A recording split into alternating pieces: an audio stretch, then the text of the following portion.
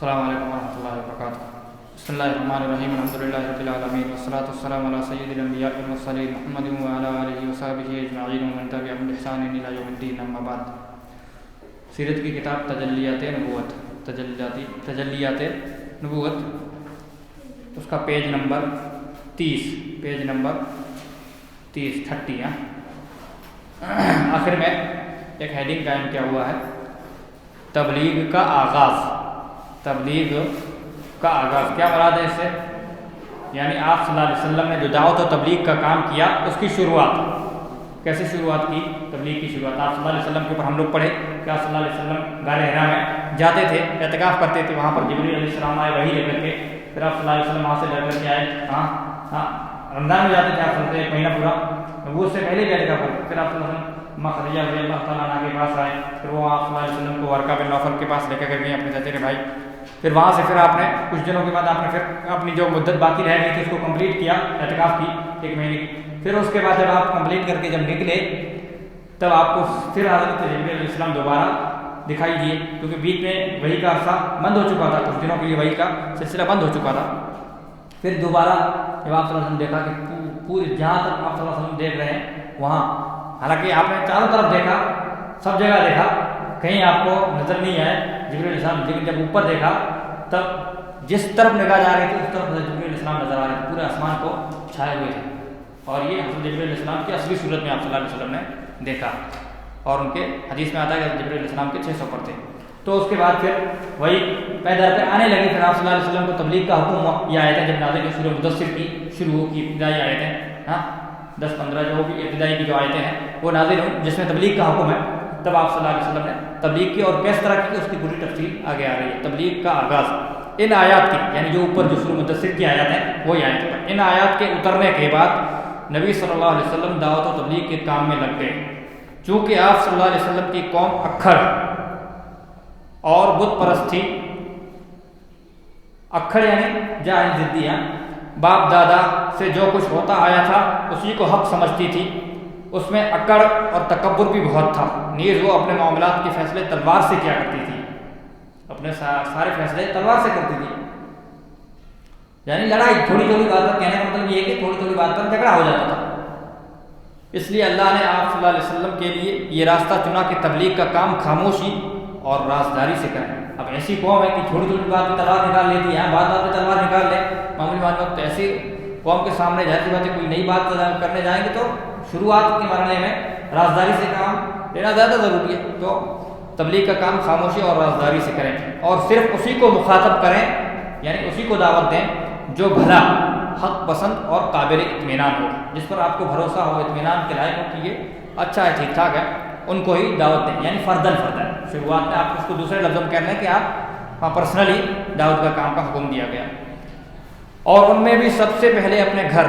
کنبے، قبیلے اور دوست و احباب کو دعوت دیں، جو اپنے جان پہچان والے ہیں، ریلیٹیو میں، رشتہ دار ہیں، خاندان والے ہیں، ان سے شروعات کریں۔ وَأَنذِرْ عَشِيرَتَكَ الْأَقْرَبِينَ، جو آیت نازل ہوئی کہ اپنے قریبی رشتہ داروں کو ڈرائیے۔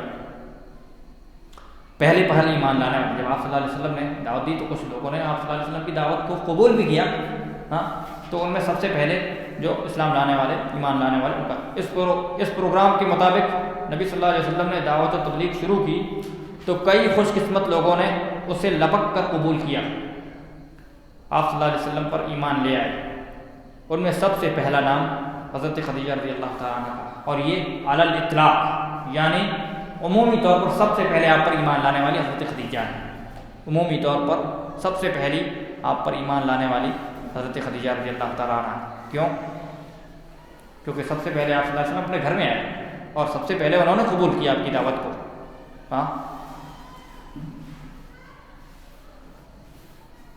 وہ آپ صلی اللہ علیہ وسلم کی بیوی ہونے کی وجہ سے آپ صلی اللہ علیہ وسلم کے بلند اخلاق اور اعلیٰ کردار کو سب سے اچھی طرح جانتی تھی، اسی لیے جب پہلی وہی نازل ہوئی، ابھی تو آپ شروعات ہوئی تھی، آپ صلی اللہ علیہ وسلم بھی نہیں سمجھ پائے تھے، لیکن حضرت خدیجہ نے آپ صلی اللہ علیہ وسلم کے اخلاق اور کردار کی مثال دی اور دلیل بنا کر کیا کہ اللہ آپ کو ضائع نہیں کرے گا، آپ کے ایسے ایسے اخلاق ہیں۔ انہیں یہ بھی پتہ تھا کہ ایک آخری نبی کی آمد ابھی باقی ہے، وہ آپ صلی اللہ علیہ وسلم کے تعلق سے کچھ معجزانہ حالات و واقعات بھی سن چکی تھیں، اور آپ صلی اللہ علیہ وسلم نے نبوت و رسالت کی جھلک بھی دیکھ چکی تھی، ان کو معلوم تھا کہ آپ کے اخلاق سے بھی واقف تھیں، ان کو معلوم تھا کہ آپ صلی اللہ علیہ وسلم اچھے ہیں، اور یہ بھی معلوم تھا کہ ایک نبی آنے والے ہیں، اور کچھ معجزات اور حالات آپ صلی اللہ علیہ وسلم کے بارے میں سن بھی چکی تھی اور کچھ نشانیاں خود اپنی آنکھوں سے بھی دیکھ چکی تھی۔ ان سب پر مستضاد یہ کہ وارقہ جیسے صاحب علم و بصیرت نے بتایا تھا کہ حرا میں جو فرشتہ آپ کے پاس آیا تھا وہ حضرت جبریل علیہ السلام تھے، اور پلس میں جو اس وقت کے سب سے بڑے عالم تھے، تورات اور انجیل دونوں کتابوں کے، آسمانی دونوں کتابوں کے جو اس وقت تھیں، ان کے سب سے بڑے عالم ورقہ بن نوفل، انہوں نے بھی تائید کی، جو کافی عمر دراز بھی تھے، سینئر تھے، ایک دم تجربہ کار بھی تھے، انہوں نے بھی تائید کی کہ یہ وہی فرشتہ ہے جو تمام نبیوں کے پاس آتا ہے، جو حضرت جبریل علیہ السلام تھے، اور جو کچھ لائے تھے وہ وحی الہی تھی، یعنی اللہ کی طرف سے وحی تھی۔ اور سب سے آخری بات یہ کہ سورہ مدثر کی ابتدائی آیات جب اتر رہی تھی تو حضرت خدیجہ بنفس نفیس وہاں موجود تھیں۔ سورہ مدثر کی یہ جو ابتدائی آیت ہے یا ایھا المدثر قم فانذر، یہ آیتیں جب اتر رہی تھی تو حضرت خدیجہ رضی اللہ تعالیٰ وہاں موجود تھی، وہ دیکھ رہی تھی ساری کیفیت اور حالات، اس لیے یہ بالکل فطری بات تھی کہ وہ سب سے پہلے ایمان لاتی۔ ادھر ان آیات کے اترتے ہی نبی صلی اللہ علیہ وسلم اپنے جگری دوست حضرت ابوبکر صدیق رضی اللہ تعالیٰ عنہ کے پاس گئے۔ اب اگر کیٹیگری دیکھیں کہ مرد عورتوں میں سب سے پہلے، تو جب عمومی طور پر سب سے پہلے حضرت خدیجہ ہے تو عورتوں میں تو آٹومیٹکلی آ جائیں حضرت خدیجہ، عورتوں میں اگر نام ہے، اور مردوں میں حضرت ابوبکر صدیق رضی اللہ تعالیٰ عنہ۔ اب مردوں میں بھی اگر کیٹیگری کریں کہ غلاموں کی اور آزاد کی، تو آزاد مردوں میں حضرت ابوبکر صدیق، اور غلاموں کی میں حضرت زید بن حارثہ رضی اللہ تعالیٰ عنہ، حضرت زید بن حارثہ جو زید بن محمد کے نام سے مشہور تھے جاہلیت میں، آپ صلی اللہ علیہ وسلم کے غلام، آپ صلی اللہ علیہ وسلم کو آزاد کر دیا تھا۔ اور لڑکوں میں اگر اس میں بھی دیکھیں، لڑکوں میں اور مردوں میں آزاد اور غلام، جو غلامی کا سسٹم اس زمانے میں عام تھا، اور لڑکوں میں حضرت علی رضی اللہ تعالیٰ عنہ، حضرت علی جو آپ صلی اللہ علیہ وسلم کے زیر کفالت تھے۔ ادھر ان آیات کے اترتے ہی نبی صلی اللہ علیہ وسلم اپنے جگری دوست حضرت ابوبکر صدیق رضی اللہ تعالیٰ عنہ کے پاس گئے اور انہیں اپنی نبوت اور رسالت سے آگاہ کرتے ہوئے ایمان لانے کی دعوت دی۔ انہوں نے بے کھٹک یعنی بلا جھجک، بے کھٹک بلا تردد کے ایمان قبول کیا اور فوراً تصدیق کرتے ہوئے حق کی شہادت دی۔ اور آپ صلی اللہ علیہ وسلم نے بتلایا، حدیث میں بھی آتا ہے کہ میں نے جس کسی کے سامنے بھی اسلام کی دعوت پیش کی تو وہ ہچکچائے، یہاں لکھا نہیں ہے کتاب میں بتا رہا ہوں، یہاں وہ ہچکچائے یعنی انہوں نے تردد پیش کیا کہ قبول کروں کہ نہیں، تھوڑا سا مطلب رکے، لیکن حضرت ابوبکر نے بلا تردد بلا چوں چرا کے فوراً قبول کر لیا آپ کی بات کو، فوراً تصدیق کرتے ہوئے حق کی شہادت دی۔ چنانچہ وہ اس امت کے سب سے پہلے مومن ہیں۔ وہ آپ صلی اللہ علیہ وسلم سے 2 سال چھوٹے تھے اور آپ کا کھلا چھپا سب کچھ جانتے تھے، یعنی ظاہر میں بھی جو کچھ ہوتا تھا وہ بھی جانتے تھے جیسا، اور جو پوشیدہ طور پر آپ کے جو حالات تھے ان سے بھی واقف تھے، کھلا چھپا سب کچھ آپ جانتے تھے آپ کے بارے میں۔ لہٰذا ان کا ایمان لانا آپ صلی اللہ علیہ وسلم کی سچائی کا بہترین ثبوت ہے کہ جو شخص آپ کے رازوں سے بھی واقف ہو وہ آپ پر ایمان لاتا ہے، آپ کی بات تصدیق کرتا ہے، یعنی جانتا ہے کہ آپ اچھے ہیں۔ پہلے ایمان لانے والوں میں حضرت علی رضی اللہ تعالیٰ عنہ بھی شامل ہیں۔ وہ نبی صلی اللہ علیہ وسلم کے زیر کفالت تھے، آپ ہی کے پاس رہتے تھے۔ اور کفالت کیسے ہے، شاید گزر چکا ادھر کہ حضرت علی رضی اللہ تعالیٰ عنہ کے جو والد تھے ابو طالب، ان کی کافی اولادیں تھیں اور غریب بھی تھے وہ، تو آپ صلی اللہ علیہ وسلم نے ایک لڑکے کو لے لیا حضرت علی کو، تاکہ ان سے بوجھ ہلکا ہو جائے۔ اور پھر آپ صلی اللہ علیہ وسلم جب آپ یہاں میں ایک اور مسئلہ جو کہ اس سے تعلق تو نہیں ہے لیکن ضمنی ہے کہ جب آپ صلی اللہ علیہ وسلم حضرت یہاں آپ کو معلوم ہوگا کہ حضرت علی کی کفالت آپ نے کی، آپ کی پرورش میں تھے، تب جب شادی ہوگی تو کون کرے گا شادی؟ حضرت علی کی شادی جب آپ کے زیر سایہ آپ کی کفالت تو آپ ہی کریں گے، اور بیٹی بھی آپ کی، تو جہیز دینا فطری چیز ہے، کیونکہ آپ نے ہی، اور جہیز میں کیا سامان دیا؟ آپ نے بہت معمولی سامان دیا، اس کی تفصیل میں جانے کا وقت نہیں ہے، لیکن آپ صلی اللہ علیہ وسلم جو جہیز دیا وہ اس کی وجہ کیا تھی؟ وجہ یہی تھی، حالانکہ اس سے پہلے بھی آپ کی 3 بیٹیوں کا نکاح ہو چکا، لیکن کسی کو بھی نہیں کیا۔ ابو الاس مالدار تھے، تجارت مند تھے، کاروباری انسان تھے، تاجر تھے، قریش کا سامان لے کر کے آتے جاتے تھے، ان کو نہیں دیا، کہیں بھی ذکر نہیں ہے روایت میں۔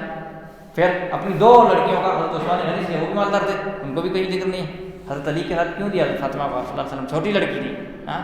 کیوں دیا؟ کیونکہ حضرت علی آپ کی کفالت میں تھے، سب کچھ آپ کو ہی کرنا تھا، سب کچھ آپ کو ہی کرنا تھا، بچپن سے آپ نے پالا پوسا تھا، تو لڑکا بھی، لڑکی کی پرورش بھی آپ کے اوپر اور لڑکی بھی آپ کی، جب دونوں آپ کے ہیں تو دونوں کو دیا، تو کیا مطلب کون سی بڑی بات ہے یہ؟ اس لیے جہیز کا اس سے دلیل پکڑنا بالکل بھی جائز نہیں ہے، درست نہیں ہے کسی بھی طرح سے۔ تو یہ سیرت پڑھنے کا ایک فائدہ یہ بھی ہوا، معلوم ہوا نا کہ حضرت علی آپ صلی اللہ علیہ وسلم کے زیر کفالت اسی لیے آپ نے دیا۔ اب جو لوگ نہیں جانتے ہیں تو اسی سے دلیل پکڑ لیتے ہیں، اور حالانکہ سامان بھی آپ صلی اللہ علیہ وسلم بہت معمولی دیے تھے، سامان بہت معمولی یہ تھے، گھر کے جو ضروری سامان تھے۔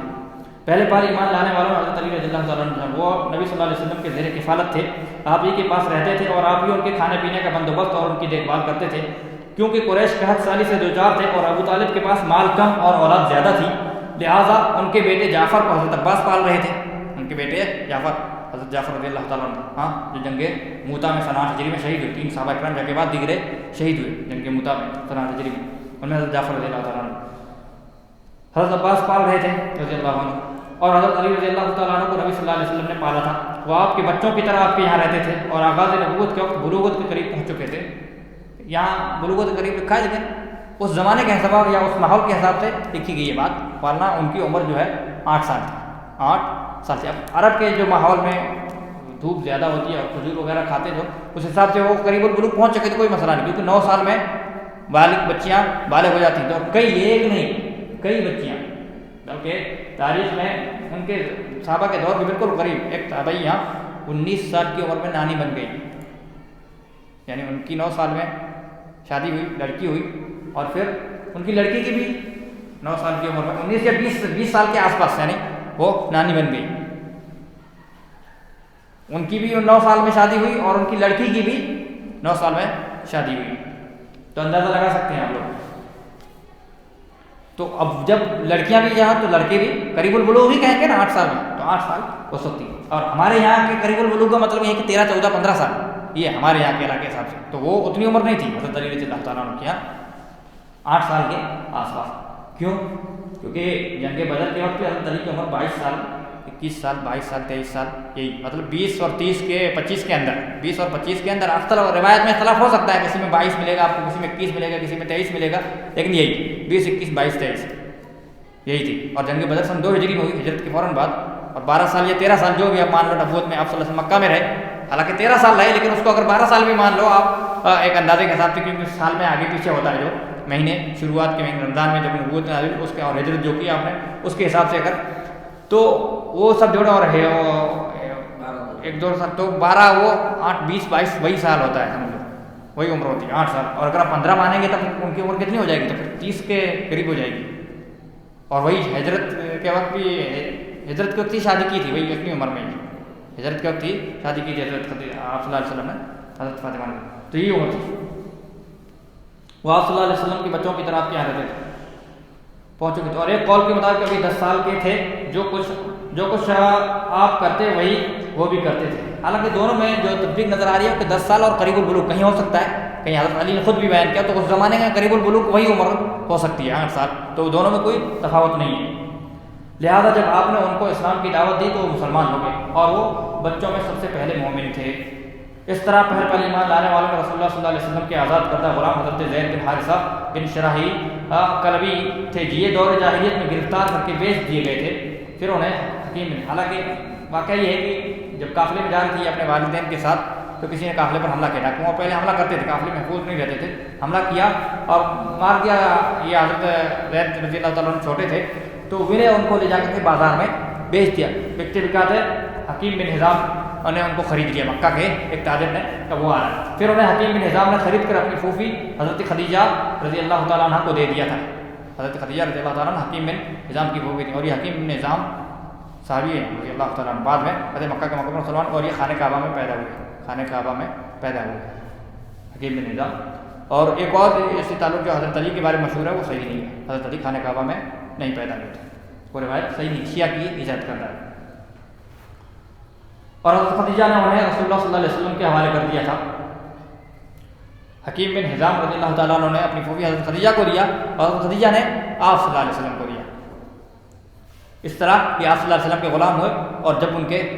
چچا اور والد دونوں ڈھونڈتے بعد میں معلوم پڑا کافی سالوں کے بعد کہ ان کا لڑکا تو مکہ میں ہے، ان کے والدین کو معلوم پڑا کیونکہ بچھڑ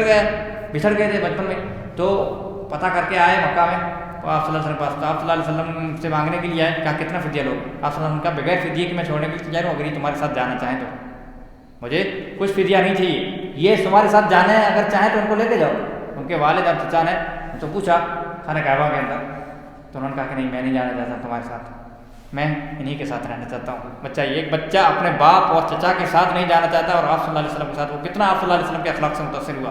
آپ صلی اللہ علیہ وسلم نے ان کو کتنا محبت اور پیار دیا ہوگا، حالانکہ وہ غلام تھے، اس سے بہت سارے مسائل آپ لوگ سمجھ سکتے ہیں. وقت نہیں ہے کہ انسان کو غلاموں کے ساتھ کس طرح رہنا چاہیے یا اپنے ماتحت خادموں کے ساتھ کس طرح پیش آنا چاہیے.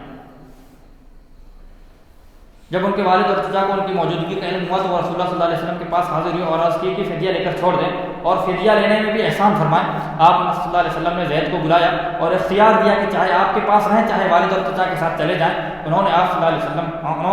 آپ کے ساتھ رہنا پسند کیا. آپ نے اسی وقت قریش کے مجمع میں جا کر اعلان فرمایا کہ آج سے زید میرا بیٹا ہے. آج سے زید، جب انہوں نے ترجیح دی تو زمان جائے، اس وقت کا جو دستور تھا آپ نے کہا کہ آج سے زید میرا بیٹا ہے. منہ بولا بیٹا آپ نے بنا لیا، یہ میرا وارث ہوگا اور میں اس کا وارث ہوں گا. اور اسی دن سے ان کو زید بن محمد کہا جانے لگا. والد اور چچا یہ منظر دیکھ کر بخوشی واپس چلے گئے.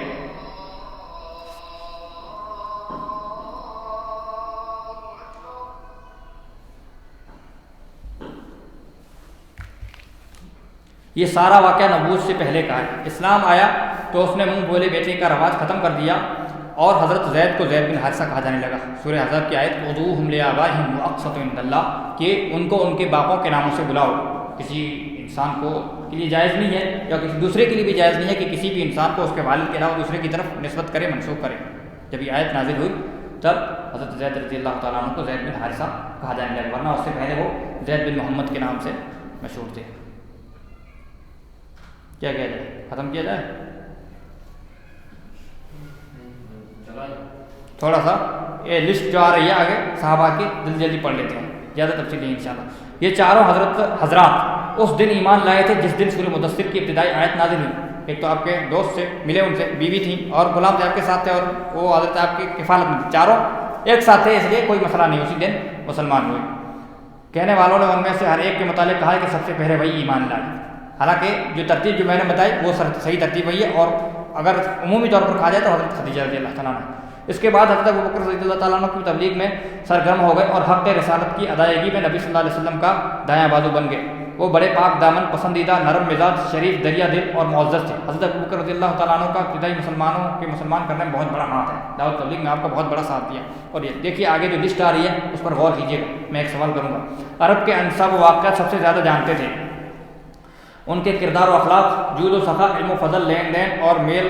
جول کی خوبیوں کی وجہ سے ان کے پاس ہر قسم کے لوگوں کی آمد و رفت برابر رہا کرتی تھی. اب جس کو وہ بھلا اور بھروسہ کے لائق محسوس کرتے اسے اسلام کی دعوت دے دیتے تھے. اس طرح فضلاء صحابہ کی ایک جماعت نے ان کے ذریعے اسلام قبول کیا. بڑے بڑے صحابہ، فاضل کی جمع فضلاء، بڑے بڑے صحابہ، جس میں سر فہرست عثمان بن عفان اموی،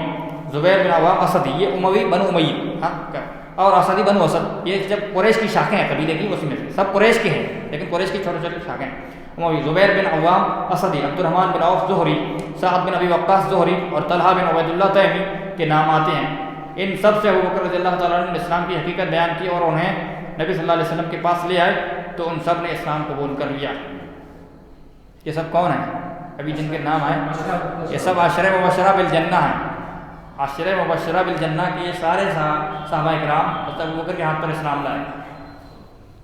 ان کے بعد مندرجہ ذیل لوگوں نے اسلام قبول کیا. امیر الامت ابو عبیدہ بن جراح، ابو عبیدہ عامر بن جراح.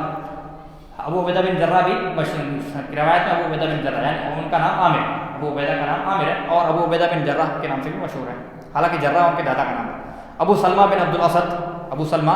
یہ ام سلمہ کے پہلے شوہر، ام المومنین. جی امیر الامت ابو عبیدہ، ہاں امیر الامت یعنی امیر الامت لقب ہے، امیر الامت اس امت کے امیر. ٹھیک ہے، لیکن یہ ابو عبیدہ عامر بن جراح، جی جی ایسا ہے نا؟ ہاں جی ٹھیک ہے. اس میں کیا بیچ میں ابو عبیدہ بن قوما ہاں نہیں، وہ جراح کے بعد جو قوم ہے وہاں پر نام ختم ہوتا ہے. امیر الامت اس امت کے امین. آپ نے فرمایا ہر امت کا ایک امین ہوتا ہے اور میری امت کے امین ابو عبیدہ بن جراح. ابو سلمہ بن عبد الاسد، یہ ابو سلمہ ام سلمہ کے پہلے شوہر، ام المومنین ام سلمہ رضی اللہ تعالیٰ عنہ کے پہلے شوہر. جب ان کا انتقال ہوا تو آپ صلی اللہ علیہ وسلم نے کہا. ان کی بیوی ام سلمہ یہ بھی پہلے مسلمان میں شامل. ارقم بن ابی الارقم، جن کے گھر کو آپ صلی اللہ علیہ وسلم نے اسلام کا پہلا مدرسہ قرار دیا. ارقم بن ابی الارقم. عثمان بن مظعون، عثمان بن مظعون، ان کا انتقال مہاجرین میں سب سے پہلے ہوا مدینہ میں. ان کا انتقال مدینہ میں سب سے پہلے ہوا مہاجرین میں. اور انصار میں اسعد بن زرارہ کا، اسعد بن زرارہ، الف سین عین دال، اسعد، ایک سعد الگ ہے اور اسد. تو یہ مہاجرین میں سب سے پہلے ان کا انتقال، صرف جانکاری کے لیے. اور انہی کی خبر پر ایک اور چیز جانکاری کی، انہی کی خبر پر آپ نے فرمایا تھا کہ اپنے بھائی کے لیے استغفار کرو، ابھی ان سے پوچھا جائے گا. وہی جو لوگ جس سے دلیل پکڑتے ہیں، حالانکہ آپ نے دلیل نہیں ہے اس میں کوئی بھی، آپ نے دعا نہیں کی، آپ نے صحابہ کو حکم دیا. اگر اجتماعی دعا کی حیثیت ہوتی تو آپ صحابہ کو کہتے نہیں بلکہ خود دعا کرواتے، خود دعا کرتے اور صحابہ آپ کے پیچھے پیچھے سب کرتے. لیکن آپ نے کیا کہا، استغفروا لاخیکم، اپنے بھائی کے لیے استغفار کرو، آپ نے حکم دیا، یعنی سب اپنے اپنے الگ اپنے اپنے حساب سے کرو. اور ان کے بھائی قدامہ بن مظعون اور عبداللہ بن مظعون، عبیدہ بن حارث بن عویسہ بن حارث بن مطلب بن عبد مناف، یہ سب سے پہلے جنگ بدر میں جو 3 لوگ مقابلے کے لیے نکلے، حضرت علی، حضرت حمزہ اور ان کے ساتھ جو عبیدہ تھے، یہ عبیدہ تھے. ٹھیک ہے. سعید بن زید بن عمر بن نفیل، یہ سعید بن زید حضرت عمر کی بہن ہوئی، اور ان کی بیوی حضرت عمر کی بہن فاطمہ بنت خطاب، خباب بن عرب، جعفر بن ابی طالب، اور ان کی بیوی اسماء بنت امیس، حضرت جعفر کی بیوی اسماء بنت امیس. اسماء بن امیس سے بہت سارے صحابہ کرام نے شادی کی. حضرت جعفر نے سب سے پہلے شادی کی، ان کے انتقال کے بعد حضرت ابوبکر نے شادی کی، حضرت ابوبکر کے انتقال کے بعد حضرت ابوبکر صدیق، ان کے انتقال کے بعد حضرت علی نے شادی کی، حضرت علی نے شادی کی. اسماء بنت امیس، خالد بن سعید بن عاص اور ان کی بیوی امینا بنت خلف، پھر ان کے بھائی عمر بن سعید بن عاص، حاطب بن حارث اور ان کی بیوی فاطمہ بنت مجلل، اور ان کے بھائی خطاب بن حارث اور ان کی بیوی فقیہ بنت یسار، نیز ان کا ایک اور بھائی معمر بن حارث، مطلب بن اظہر اور ان کی بیوی رملہ بنت ابی عوف، اور نعیم بن عبداللہ بن نحام. بعض روایتوں میں جو آتا ہے کہ حضرت عمر جب تلوار لے کے نکلے تو یہی صحابی کا نام جو نعیم بن عبداللہ بن نحام. یہ سب لوگ قریش، حالانکہ وہ واقعہ صحیح نہیں ہے، واقعہ منکر ہے، لیکن جو نام آتا ہے وہی نام ہے. یہ سب لوگ قریشی تھے اور قریش کے مختلف شاخوں سے تعلق رکھتے تھے. اس ابتدائی دور میں قریش کے علاوہ دوسرے قبائل سے جو لوگ اسلام لائے ان کے نام یہ ہیں: عبداللہ بن مسعود حذری رضی اللہ تعالیٰ، مشہور صحابی عبداللہ بن مسعود، مسعود بن ربیعہ قاری، عبداللہ بن جہش اور ان کے بھائی ابو احمد بن جہش، صہیب بن سنان نومی، حضرت صہیب رضی اللہ تعالیٰ، عمار بن یاسر انسی اور ان کے والد یاسر اور ان کی والدہ سمیہ، اور عامر بن فہیرہ، حضرت ابوبکر کے غلام عامر بن فہیرہ. اوپر ذکر کی گئی خواتین کے علاوہ جو کچھ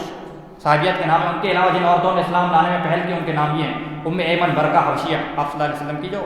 والدہ، یعنی والدہ کے درجے میں جو تھیں، آپ صلی اللہ علیہ وسلم کے والد کی لونڈی، جو نبی صلی اللہ علیہ وسلم کو بچپن میں گود کھلایا کرتی تھیں اور آپ کی والدہ کی لونڈی تھیں. حضرت آپ صلی اللہ علیہ وسلم کو والدہ کا درجہ دیتے تھے. حضرت عباس کی بیوی ام الفضل لبابہ الکبریٰ، لبابہ الکبریٰ یعنی لبابہ دو طرح کے 2 نام ہیں، اس لیے الکبریٰ اور صغریٰ، صغریٰ یعنی چھوٹی، الکبریٰ یعنی بڑی. لبابہ الکبریٰ بنت حارث ہلالیہ اور اسماء بنت ابی بکر صدیق رضی اللہ عنہم اجمعین. یہ لوگ اور ان کے ساتھ مزید جو لوگ اسلام لائے انہیں سابقین اولین کہا جاتا ہے. یہ سارے لوگ جو ہے سابقین اولین یعنی پہلے لانے والے اسلام. تلاش و جستجو سے معلوم ہوتا ہے کہ جن کو قدیم الاسلام یا سابقین اولین کہا گیا ہے ان کی تعداد تقریباً 130 تک پہنچ جاتی ہے، لیکن ان میں سے ہر ایک کے اسلام لانے کا وقت ٹھیک معلوم نہیں ہو سکا. غالباً اس میں ایسے صحابہ بھی ہیں جنہوں نے